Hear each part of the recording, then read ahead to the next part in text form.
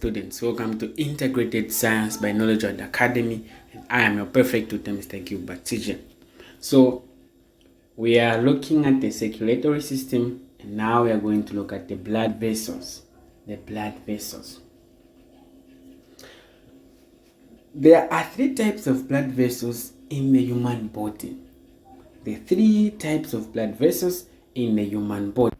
Remember, we talked about the organs that make up the circulatory system. We said we have the heart, blood, the blood vessels, and the valves. So we said the heart pumps blood. Now, where does blood pass when it is pumped by the heart? It passes through the blood vessels, which are the tubes. So the blood vessels act as passages of blood, tubes that act as passages of blood. So now we are looking at those tubes that act as passages of blood. So we have veins, arteries, and capillaries. Three types of blood vessels: veins, arteries, and capillaries. So we are going to look at these types of blood vessels one by one. Let us start with the arteries. The arteries. So the arteries are the blood vessels that carry blood away from the heart. They carry blood away from the heart to different parts of the body. The arteries carry oxygenated blood. The arteries carry oxygenated blood except for the pulmonary artery. So the pulmonary artery is the only artery that carries deoxygenated blood. You will know this better when we look at the heart. You will see where the pulmonary artery is located, and you will know why it carries deoxygenated blood. But all arteries carry oxygenated blood. Blood in the arteries flows in pulses at a very high pressure because blood goes to different parts of the body and it has to move at a very high pressure so as to reach different destinations. Imagine your blood from the heart has to reach your head. The blood from the heart has to reach the toes. So blood moves at a very high pressure in pulses. Then we have the biggest artery, which is known as the aorta. So the aorta is the biggest artery. Arteries have thick walls and narrow lumen. I'll explain this with the aid of a diagram. So what you're seeing here is an artery. This is an artery. Arteries have thick walls. So when we say the walls, we're talking about this, the thickness. We're talking about the thickness. Those are the walls. The walls, not the hole, but the walls. The walls. So the walls are thick, as you can see. The walls are thick so as to withstand the pressure of blood.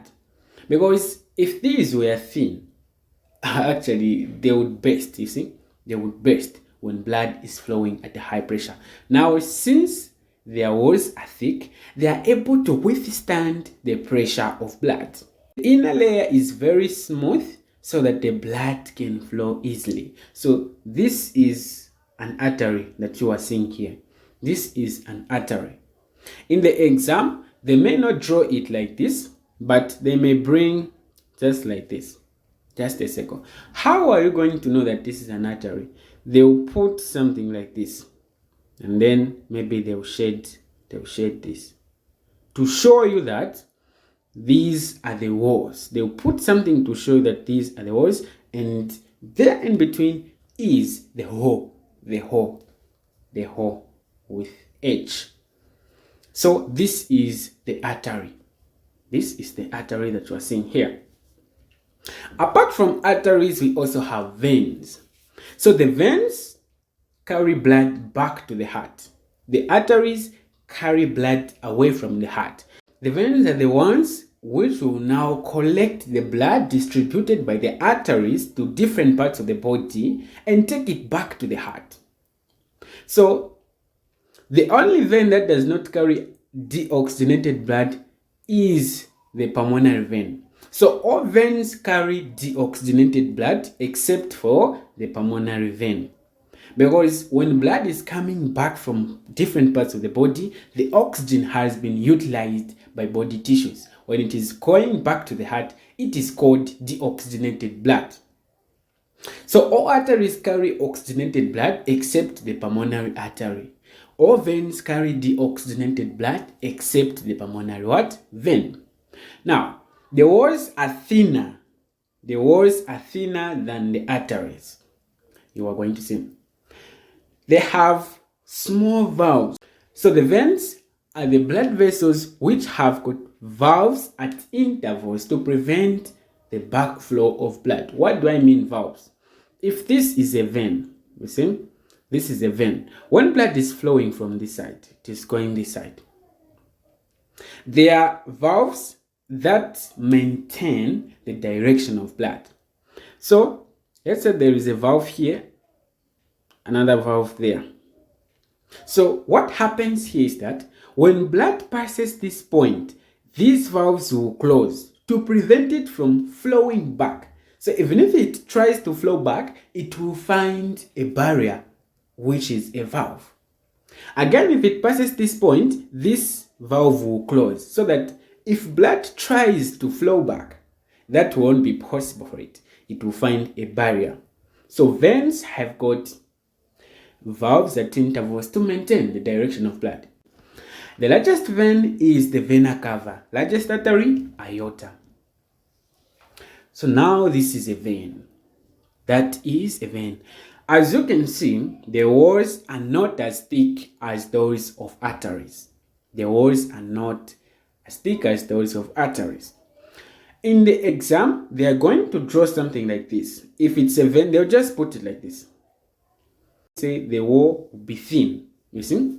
But for an artery, they will draw something like this, then they will put something like that to show you that the walls are thick. So this is how you can differentiate a vein from an artery. This is a vein, this is an artery. So apart from those two types of blood vessels, we also have capillaries. Capillaries are the smallest blood vessels, smallest and numerous, meaning there are many, plenty. So the capillaries connect arteries to veins. They connect these two. So the capillaries are very thin. They are found all over the body. Let me show you how the arteries are connected to the veins. Look at this. So this is an artery here. This is a what? A vein. What you are seeing here are the capillaries. The small blood vessels. In the exam, this is how they may draw a capillary. It will be slightly smaller. Let me say it will be smaller than a vein. It will be smaller than a vein. And mostly, when they draw, they put something like this. This is how we are going to know that it's a capillary.